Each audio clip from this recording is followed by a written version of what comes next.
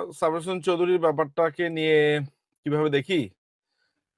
আ দেখেন, ১ম ব্যাপার হচ্ছে যে উনার ব্যাপারে একটা আ কথা প্রচলিত আছে 111 এর ব্যাপারগুলো নিয়ে। আমি সেসব প্রসঙ্গে আসলে যাব না। তবে সাম্প্রতিক সময়ে উনাকে নিয়ে যে আলাপটা হচ্ছে, আমি সেই আলাপে আসলে যোগ দিতে চাইনি। আমি নিজেই তার ব্যাপারটা কমপ্লিটলি মনে করেছি যে কিছু ব্যাপার আছে যে ব্যাপারটা নিয়ে চুপ থাকা ভালো, বেটার।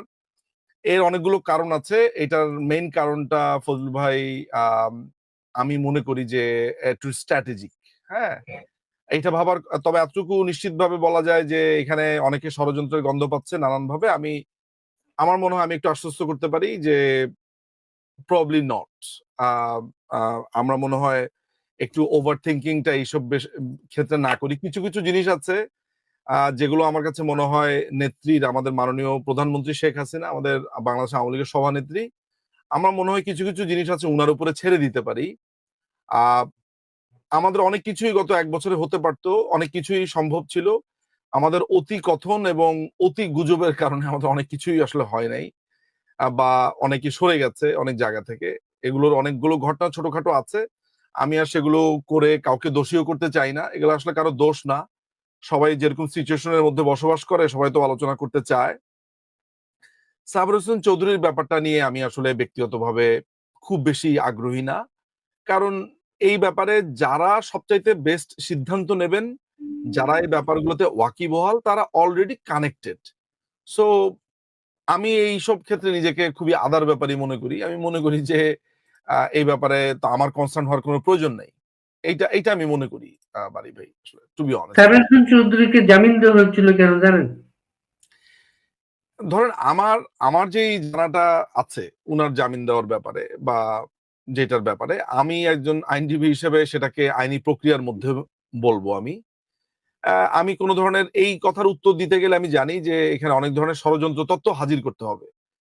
এই মুহূর্তে আমি সেই তত্ত্বগুলো নিয়ে আলোচনা করতেই চাই না। একেবারেই কোনো ষড়যন্ত্র না। সাবের হোসেন চৌধুরীর জামিনের বিষয়টা হচ্ছে, সাবের হোসেন চৌধুরী এখন পর্যন্ত ইন্টারন্যাশনাল পার্লামেন্ট এমপিদের যে সংগঠন, সারা পৃথিবীর এমপিদের সংগঠন, ওই সংগঠনের কিন্তু সভাপতি সাবের হোসেন চৌধুরী।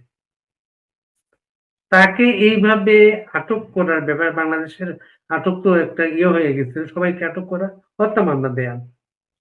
ইউরোপীয় ইউনিয়ন না, ইউরোপীয় ইউনিয়নের আমরা যখন এই কথাটা বলছি বাড়ি ভাই যে উনি পার্লামেন্টারি মেম্বারদের একটা সংগঠন বা সেখানকার একটা জায়গার একটা পদে আছে, তাহলে কিন্তু আমরা ইমপ্লাইডলি অনেকগুলো কথা বলছি। ইমপ্লাইডলি কথাগুলো এই কারণে বলছি যে আ অন্যরা ওই পদটা নাই বলে অন্যরা জামিন পাবে না। তার মানে হচ্ছে যে এই অবৈধ ইউনুস, এই যেই দুঃশাসনের নায়ক, যেই অবৈধ ক্ষমতা দখলকারী টোকাই জঙ্গি মৌলবাদী, এই লোকটার ব্যাপারে বা এই প্রশাসনের ব্যাপারে আসলে আমি ওই ধরনের গভীর বিশ্লেষণে যেতেও চাই না। সাবির হোসেন চৌধুরী ছাড়াও আমাদের অনেকেই জামিন পেয়েছেন। তিনি শুধু একা না, অনেকেই জামিন পেয়েছেন।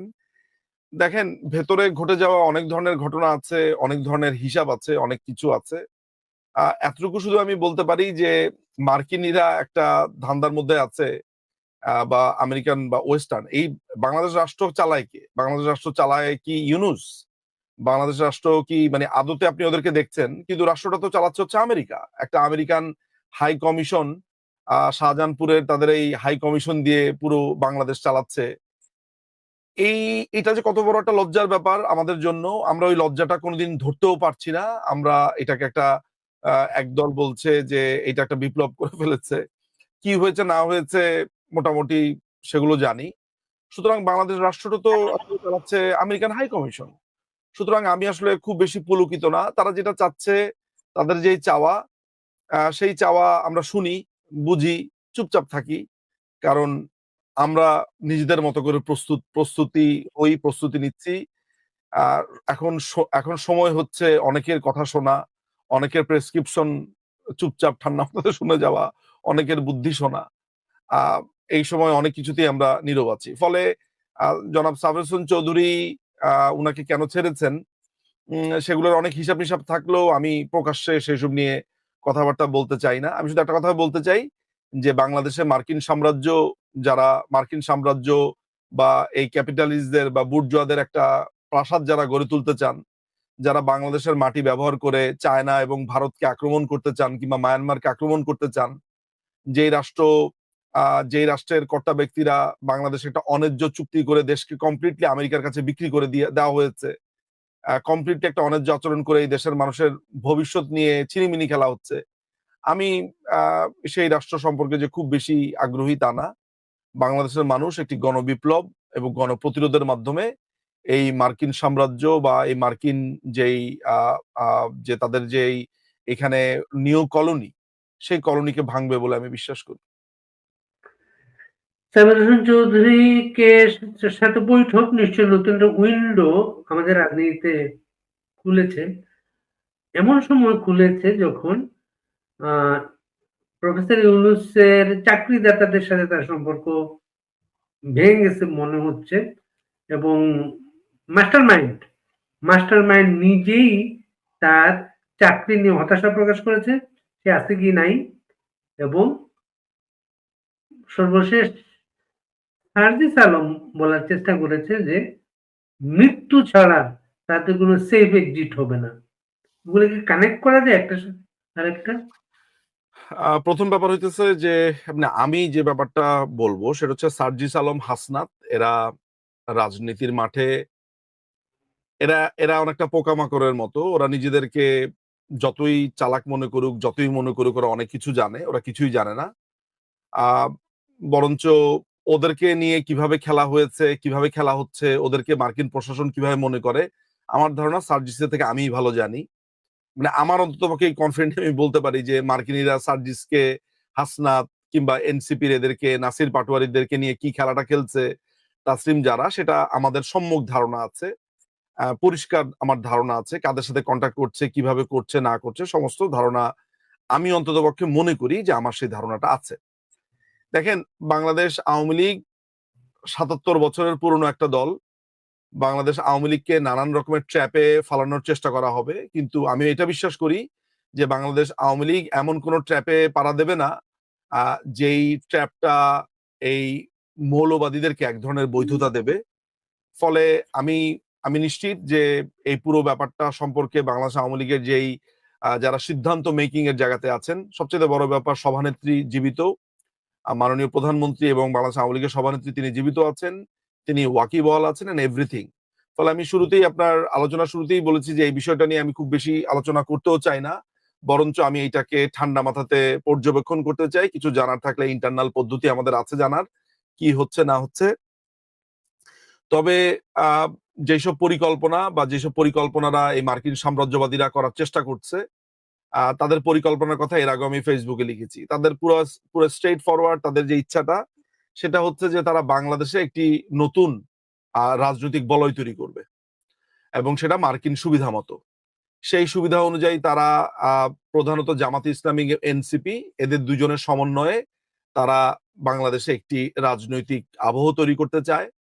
তারা তারেক রহমানের ব্যাপারে তাদের একটা সিদ্ধান্ত ইনিশিয়ালি হয়েছে যে তারেক রহমানকে তারা বাংলাদেশে রাজনীতিতে দেখতে চায় না, এবং সেই তারেক রহমান ছাড়া বিএনপিকে তারা দেখতে চায়। এই ধরনের একটা কথাবার্তা স্পষ্ট আমাদের কাছে সেই তথ্য আছে, আমাদের কাছে একেবারে স্ট্রং তথ্য আছে। আমি জানি না যে গত ২ মাসে সেই অবস্থানের পরিবর্তন হয়েছে কিনা। এখানে নানান ধরনের হিসাব নিকাশের ব্যাপার আছে। এক ধরনের তারেক রহমান আমার প্রতিপক্ষ হতে পারে, বিএনপি আমার প্রতিপক্ষ হতে পারে, কিন্তু তারেক রহমানকে আমি বাংলাদেশ আওয়ামী লীগের একজন কর্মী বা সমর্থক হিসেবে যদি বলি যে তারেক রহমানকে আমি দেখতে চাই না, তারেক রহমান রাজনীতি করতে পারবে না, আমি প্রতিপক্ষ হিসেবে বলা এক কথা, কিন্তু যখন বাইরের কোনো একটা রাষ্ট্র এসে এগুলা বলবে তখন আমার দীর্ঘ আপত্তি আছে। এই কারণে আপত্তি আছে যে বাইরের কোনো রাষ্ট্র আমাদের দেশের কোনো রাজনীতিবিদ বা আমাদের দেশের কোনো রাজনৈতিক দলের ব্যাপারে সিদ্ধান্ত নেবে, এইটা যদি আমি আজকে মেনে নেই, তাহলে পরশুদিন আমাকে এসে যখন তারা মাইনাস করার চেষ্টা করবে তখন সেটাও অন্য দল মেনে নেবে। ফলে আমার ব্যক্তিগত কথা হচ্ছে যে বাংলাদেশের রাজনৈতিক সিদ্ধান্ত বাংলাদেশের রাজনীতিবিদরা নেবেন, বাংলাদেশের রাজনৈতিক দলগুলো নেবেন, বাংলাদেশের মানুষ সিদ্ধান্ত নেবেন।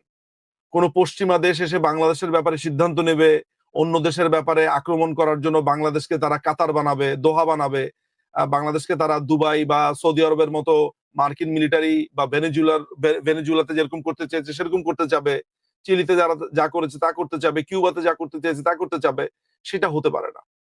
৩০ লক্ষ প্রাণের বিনিময় এবং অসংখ্য ২ লক্ষ বা তারও বেশি নারীর সম্ভ্রম, হত্যা, মৃত্যুপুরী বা এক ভয়ঙ্কর ঘটনার মধ্যে দিয়ে বাংলাদেশ মুক্তিযুদ্ধ স্বাধীন হয়েছে। এই দেশকে মার্কিন সাম্রাজ্যবাদীরা যেই অবস্থার মধ্য দিয়ে এই মুহূর্তে নিয়ে যেতে চায় বাড়ি ভাই, আনফরচুনেটলি আমি যে আপনাকে খুব বেশি ডিটেল বলবো তেমনও নয়। আসলে অনেক কিছু মুখ বুঝে সহ্য করতে হয়। একটা কথাই আমি আপনাকে স্পষ্ট বলতে চাই যে বাংলাদেশে এই মার্কিন বুর্জোয়াদের, মার্কিন ক্যাপিটালিস্টদের এবং এই যুদ্ধবাজদের স্থান করে দেওয়াটা বাঙালি, আমি মনে করি যে এটা যদি তারা এই রাস্তাটা করে দেয় এই ভুল পথে পা দিয়ে, তাহলে আমি মনে করি যে সামনের দিনে তারা ভয়ানক রকমের পস্তাবে। বাংলাদেশ আওয়ামী লীগ, আমাদের মাননীয় প্রধানমন্ত্রী শেখ হাসিনা, বাংলাদেশ আওয়ামী লীগের সভানেত্রী, তিনি দীর্ঘ সময় ধরে বলে এসেছেন যে মার্কিন সাম্রাজ্যবাদীরা এই দেশে কি করতে চেয়েছে, কিভাবে তার কাছে সেন্ট মার্টিন চেয়েছে, কিভাবে চিটাগং, কিভাবে পার্বত্য চট্টগ্রামের অঞ্চলগুলো দখল করতে চেয়েছে এবং কিভাবে তিনি তা ঠেকিয়ে রেখেছেন, এসব মানুষের কাছে স্পষ্ট হয়ে গেছে। আপনি সার্জিস আলম যে বক্তব্য দিয়েছে, আমি আপনাকে খুবই দায়িত্ব নিয়ে একটা কথা বলি বাড়ি ভাই, সার্জিস আলম এবং হাসনাত কি বলে কমপ্লিটলি ইগনোর করেন। এরা কমপ্লিটলি রাজনীতির মাঠে বাচ্চা পোলাপান। আমি তো বললাম যে কিছুক্ষণ আগে মার্কিন এমবেসিতে যা হয়েছে, আমি যা জানি ওরা এটা জানেও না। ওদেরকে নিয়ে যতই মিটিং করুক না করুক, পরিকল্পনা সম্পর্কে আমাদের সম্যক ধারণা আছে যে মার্কিনীরা কি করতে চায় এখানে। Simple as that. আপনি যদি বার্মা অ্যাক্ট পড়েন, আপনি যদি কোয়াডের অবজেক্টিভ গুলো দেখেন, আপনার কাছে পরিষ্কার হয়ে যাবে তারা এই অঞ্চলে এমন একটা মিত্র শক্তি চায়, এমন একটা মিত্র গভর্নমেন্ট চায়, যেই গভর্নমেন্ট বাবুরাম সাপুরে ওই কবিতাটার মতো বা ছড়াটার মতো, করে না কো ফোসফাস মারে না কো ঢোস ঢাস, এই করে না কো ফোসফাস মারে না কো ঢোস ঢাস একটা মিত্র গভর্নমেন্ট চায়। Simple as that.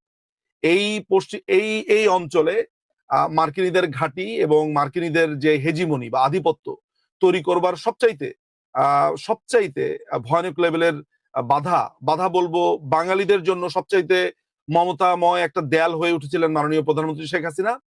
তাকে নানান ধরনের মেটিকুলাস ডিজাইন এবং প্ল্যানের মাধ্যমে তাকে নানান রকমের তকমা দিয়ে আজকে যেই অপদস্থ করবার চেষ্টা করা হয়েছে, বাঙালি একদিন সেটা টের পাবে এবং বাঙালি তখন ওই মাতম করবে, হায় হায় হাসিনা, হায় হাসিনা করবে, কিন্তু তখন আর সময় থাকবে না। ফলে আজকে আমাকে অনেক কিছু বলবে, অনেকেই গালিগালাজ করবে, এই করবে সেই করবে, কিন্তু মাথায় রাখতে হবে যে এই দেশে আমি জন্ম নিয়েছি, এই দেশের প্রতি আমার দায় আছে। মৃত্যু অবধি এই দেশকে আমরা কোনো বিদেশি বেনিয়াদের কাছে তুলে দেব না। আজকে যেটাকে মনে হচ্ছে যে আওয়ামী লীগ গেছে খুবই আনন্দিত, ও জানেও না যে তাকে কিভাবে এই দেশটা তার হাত থেকে ছুটে যাচ্ছে। সে শুধু দেখেছে ইন্টারনাল রাজনীতি, সে শুধু দেখেছে আওয়ামী লীগের প্রতি তার ঘৃণার যেই সে ব্যক্তিগতভাবে আওয়ামী লীগকে পছন্দ করে না, সেইটাকেই সে কেন্দ্র করে যে চিন্তাটা করেছে, সেই চিন্তা তার প্রসারিত হতে পারেনি। এটাও মেটিকুলাস ডিজাইনের অংশ বলে আমি মনে করি। ফলে আমাদের এই অঞ্চলে এই জায়গাতে আজকে আপনি সাবর হোসেন চৌধুরীর সাথে যেই মিটিংটা দেখছেন, আজকে আপনি আপনাকে সাবর হোসেন চৌধুরীর মিটিংটার কেন প্রয়োজন হলো, কি কারণে প্রয়োজন হলো, কেন গেল, সো এগুলো নিয়ে আমি নিজেই ফেসবুকে লিখেছি যে এগুলো নিয়ে আমি বিশ্লেষণ করতে চাই না। This is not time. আমরা জানি, উই আর মানে পরিষ্কার ভাবে জানি হোয়াটস গোয়িং অন। ফলে এটা নিয়ে এত চিন্তার কোনো কারণ আমি দেখি না। সোজা বাংলাতে একটাই কথা হচ্ছে যে বাংলাদেশ আওয়ামী লীগ তার নিজের ক্ষমতা এটা বুঝতে হবে এবং আমরা আমাদের যে কর্মী, আমাদের নেতৃবৃন্দ আছে, আমাদের যে তৃণমূল আছে, তাদের সমন্বয়ী আমরা ৭৭ বছর ৭৮ বছরের পুরনো দল, আমরা জানি এই বাংলাদেশকে কিভাবে মুক্ত করতে হবে, আমাদের সেই পরিকল্পনা আছে। একটা কথা বললেন যে দেশটাকে বিদেশি বেনিয়াদের হাতে তুলে দেয়া যাবে না। তুলে দেওয়ার কি কোনো বাকি আছে মনে করেন আপনি? দেখেন, অনেকগুলো পরিকল্পনা হয়েছে, অনেকগুলো প্রতিজ্ঞা হয়েছে, অনেকগুলো প্রচেষ্টা হয়েছে, কিন্তু এখনো পর্যন্ত ভাবে ওই সেট গুলো এখনো পর্যন্ত ফুলফিল হয়নি। সেই ফুলফিল করার জন্য একটু সময়ের প্রয়োজন। আমি মনে করি সেই সময়টা তারা পাবে বলে আমি অন্ততপক্ষে মনে করি না। সেই জায়গা থেকে আমি বলেছি যে তুলে দেওয়া যাবে না। ইনফ্যাক্ট সেই স্থাপনাগুলো যদি করেও ফেলা হয়, আমি মনে করি যে মুক্তিযুদ্ধ, মুক্তবুদ্ধি, প্রগতিশীল রাজনীতি, বাংলাদেশ আওয়ামী লীগ তার নেতৃত্বে রয়েছে, তারা সেটাকে ধূলিসাৎ করবে। কারণ কোনো অন্যায় যদি ঘাঁটি গেড়েও বসে, সেটিকেও নস্যাৎ করতে বাংলাদেশ আওয়ামী লীগ একরত্তিও পিছু পা হবে না।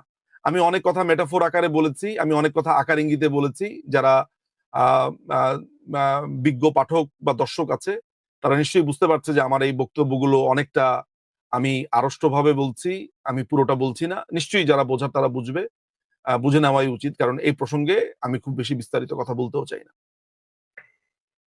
শেখ হাসিনার আমলে এই দেশে পদ্মা সেতু সহ 100 বড় সেতু হয়েছে, পারমাণবিক বিদ্যুৎ কেন্দ্র, মেট্রো রেল সহ নানা দৃশ্যমান অবকাঠামো হয়েছে বাংলাদেশে।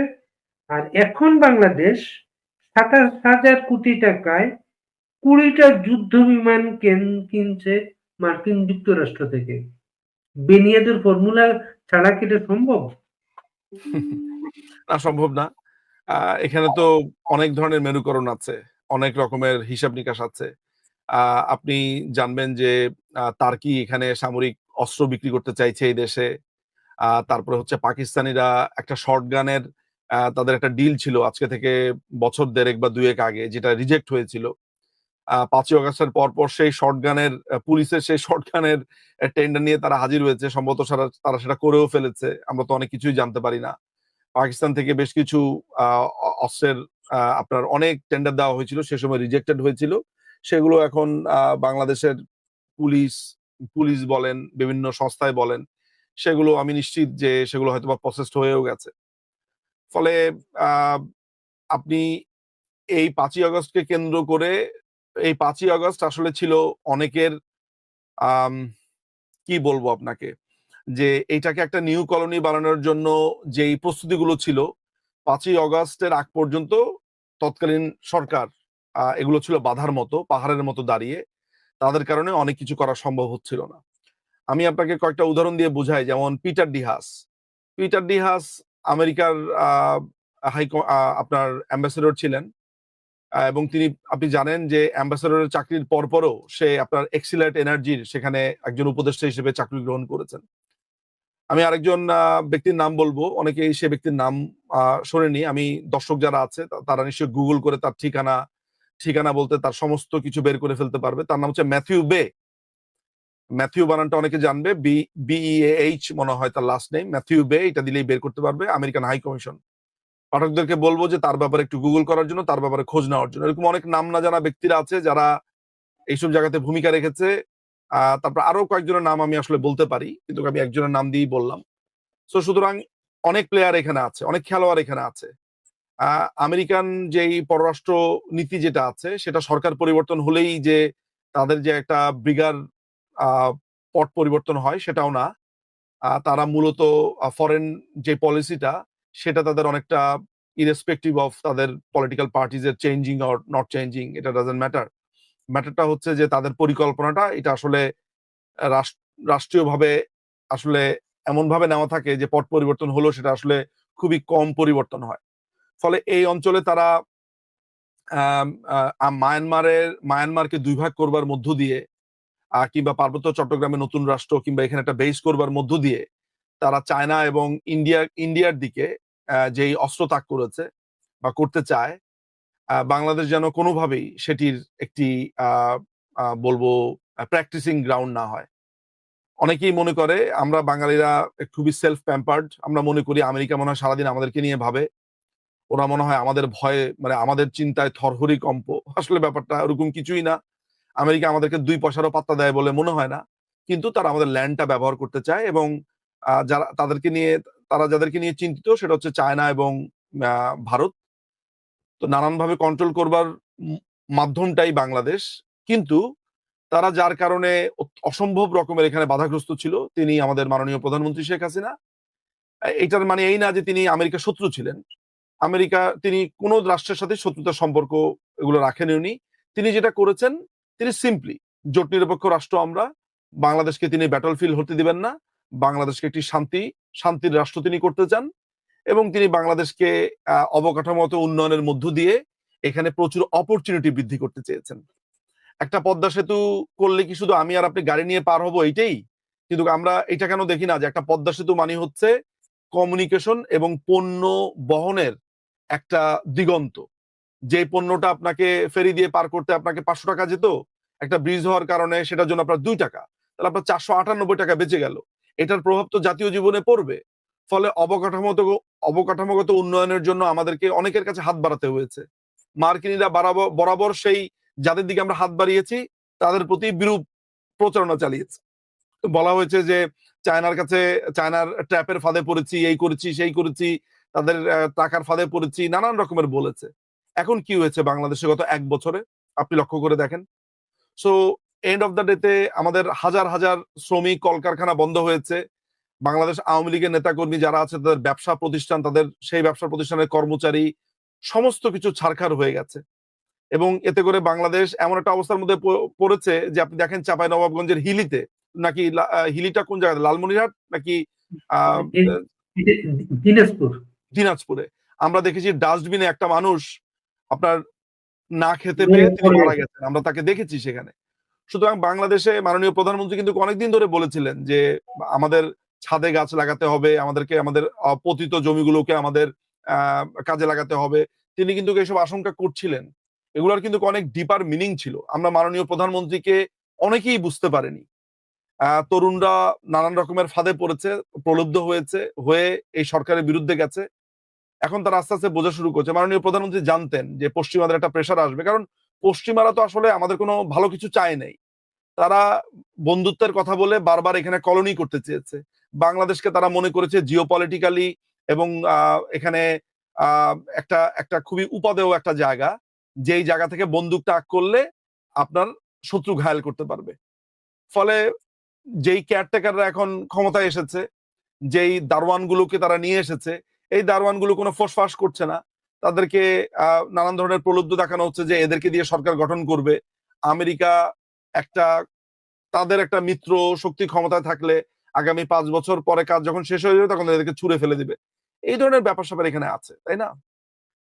সুতরাং এগুলো অত্যন্ত জরুরি বিষয়। আমরা এগুলা বারবার বলছি। যখন জুলাই মাসে আমরা যখন বারবার বলছিলাম যে এগুলো জামাত শিবিরের আক্রমণ, জামাত শিবিরের আক্রমণ, তখন আমাদেরকে নানানভাবে বলেছে যে না এগুলো তো আমরা গড়পড়তা সবসময় বলি। হ্যাঁ, এগুলা বলে এটাকে অনেকে ওভারলুক করেছে। এখনো আমরা বারবার বলে যাচ্ছি যে মানুষ বুঝতে পারছে না যে পশ্চিমা সাম্রাজ্যবাদীরা এই সাম্রাজ্যবাদী শব্দটা বললেই অনেকে মনে করে আমার মনে হয় ব্যাকগ্রাউন্ড কমিউনিজম, আমি মনে হয় কমিউনিস্ট পার্টি করতাম বা আমি মনে হয় খুবই বাম ঘেঁষা লোক। কিন্তু এটা ভুলে গেলে চলবে না যে বাংলাদেশ আওয়ামী লীগ বরাবরই সমাজতন্ত্রে বিশ্বাসী, মানুষের অধিকারে বিশ্বাসী এবং পশ্চিমা আধিপত্যের বিরুদ্ধে বরাবরই বাংলাদেশ আওয়ামী লীগ কথা বলে এসেছে। আমিও একজন সমর্থক হিসেবে তার ব্যতিক্রম নেই।